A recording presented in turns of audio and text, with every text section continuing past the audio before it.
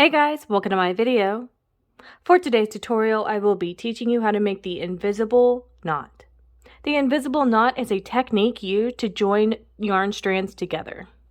So for today's tutorial, you will need some yarn that you want to join together and a pair of scissors. For my yarn today, I have a teal color and a gold color. The teal color is going to be color A, and my gold color is going to be color B.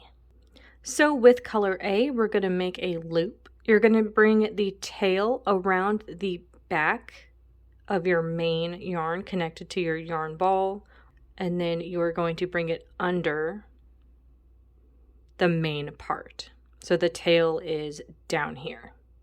You're now going to bring in your color B, and you're going to bring it through that loop going towards the left.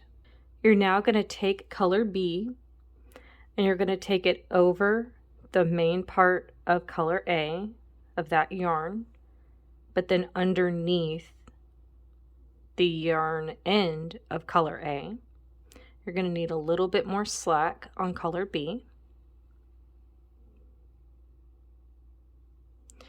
You would now take color B back through the loop of color A. This is where we complete our knot. You're going to grab hold of both ends of both colors and slowly pull away from the center, creating the invisible knot. So now that you've made the invisible knot, this is where you would cut the yarn ends that are sticking out. So I'm going to go over the steps one more time. You're going to take color A and you're going to make a loop, bringing the end of color A behind the main strand and then underneath it to make that loop.